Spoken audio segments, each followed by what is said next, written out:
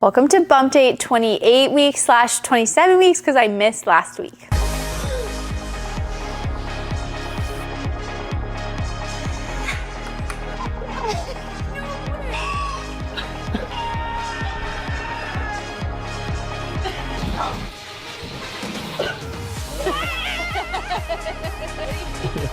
The last 2 weeks have gone by really fast. Obviously now I'm into the third trimester officially, which I have felt in every single aspect of this pregnancy. So let's go over symptoms. I have had more back pain, lower back, my right side, and then absolutely rib pain from them just like expanding open and the growth. I've talked about this before, but I feel like everything happens in spurts, like growth spurts. So like 1 week, so last week, for instance, I felt a lot of pelvic pain, even some like cramping. So I was like, oh, I know some growth is going on, and then rib pain. But then this week, it's really just not that kind of pain. It's more of just like low back, and it affects my walking. So I do want to get to the chiropractor and maybe get a massage and see if that helps. It's just like, I just get really, really stiff. And you know, let's be real, I kind of overdo it sometimes with like workouts and just around the house. I've been getting a lot of things situated with the move. And so I'm not just like sitting around relaxing, probably like I should be more.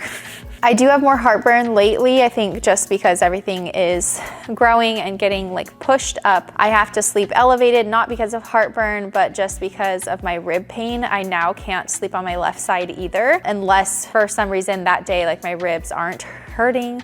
But usually after like 20 minutes of laying on either side, my ribs just flare and start to hurt. So that kind of sucks, sleeping upright, because I'm like normally a belly side sleeper. Definitely noticed more like foot pain if I'm barefoot and I've been walking around a lot, or like on my feet a lot, probably just from extra weight. I don't know how really big people do it. I really don't, because it's already affecting my entire body to carry around extra weight. So I just can't imagine, like I can't imagine having a lot of extra weight to carry around all the time. It would be really hard. I would say more than ever, and definitely more than Letty's pregnancy, I have continued to have digestive issues. You know, like obviously the burping thing, some days it's way worse than others, and there's really no reason why. I can't really figure it out. So yeah, I just continue to have a list of things that I just like don't eat and don't even touch. So let's move into cravings and aversions. But any cravings for me,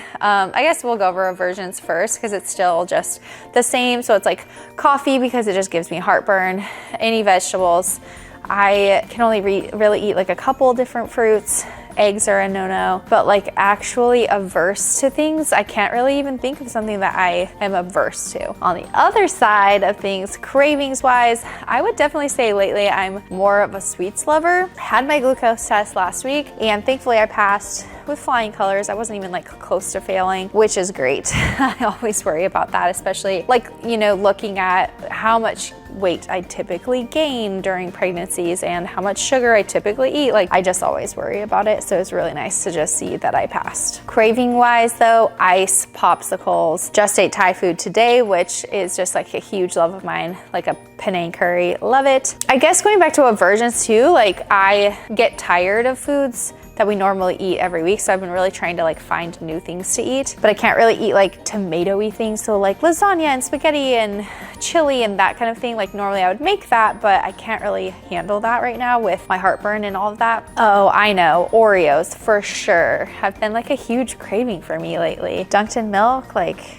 it's just perfect. Ice cream, yeah, so definitely on the sweeter side of things. Emotionally, I feel like I'm doing really great. It helps to be in the new house. I love the new house. We all love the new like workflow, work-life balance. It's just amazing. I don't think we realized how amazing it would be for us and our family. So I was watching that last pregnancy around this time. I was thinking about labor and delivery a little bit more. And although that's true, I feel like I don't have a lot of as many fears about labor and delivery, more of like curiosities, like how's it gonna happen? When's it gonna happen? You know, but I am like finding that I think about after he's born and if anything's gonna be wrong. And so like a lot of my anxiety is more about like him, like if something goes wrong or if eventually something's wrong with it. Like I think that's very common, but that seems to be more prevalent this time as far as anxiety goes. Workouts have been still really good as far as like energy goes, but I just can't move as well. I mean, week to week, that's what I've been continuing to say, is that I can't really do my normal movements, so I just modify everything. And I will say I have considered kind of backing off of CrossFit a tiny bit and maybe getting into the other gym a little bit more, because it's definitely like less hard on my body. I just noticed that if I'm sore, like my legs are sore or my back is sore and tight, like obviously that makes walking and all of my back pain flare up, and it makes me more tired. So I think just maybe I'll balance that out a little bit more starting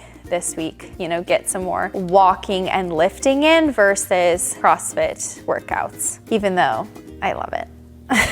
As far as week 28 facts, this week he is the size of an eggplant, a large eggplant, or like the size of a package of English muffins. So I think that that's probably pretty true from head to toe. 14.8 inches and 2.67 pounds, but I will know exactly how big he is tomorrow, because for whatever reason, after my high risk doctor appointment, they now want me to do growth scans every single appointment, which means I get an ultrasound every single appointment and I get to see how big he is and what he's doing in there. So that's really exciting. But his brain is growing right now. Senses are like fully developed and functional, and his nervous system is developing. We are working on a name. I think we have our first name pretty much set, and then we're still trying to decide like the middle name.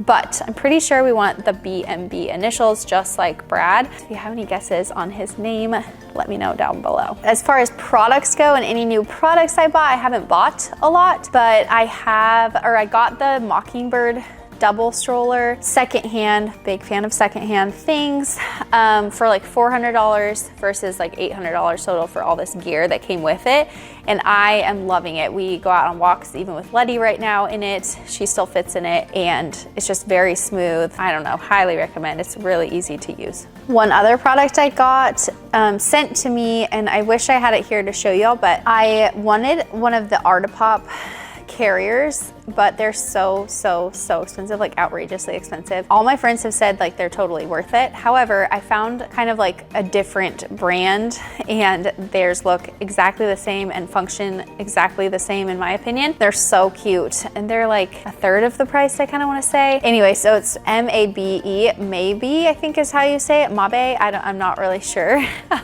but they sent one to me, and I'm in love with it so far. So I can't wait to actually like have him in there and like see how it all works. Highs and lows of the week. I would say a low is just being like, I feel like my baby shower's coming up and I have like nothing planned or done for it. So I just have to work on that this week. And then high, I don't know, a lot of things are going great. So I think just getting things done in our new house and like finding a new workflow and being at home more, being with Letty more is just probably an overall high for me. That's it for the last 2 weeks. So let's see how much the bump has grown.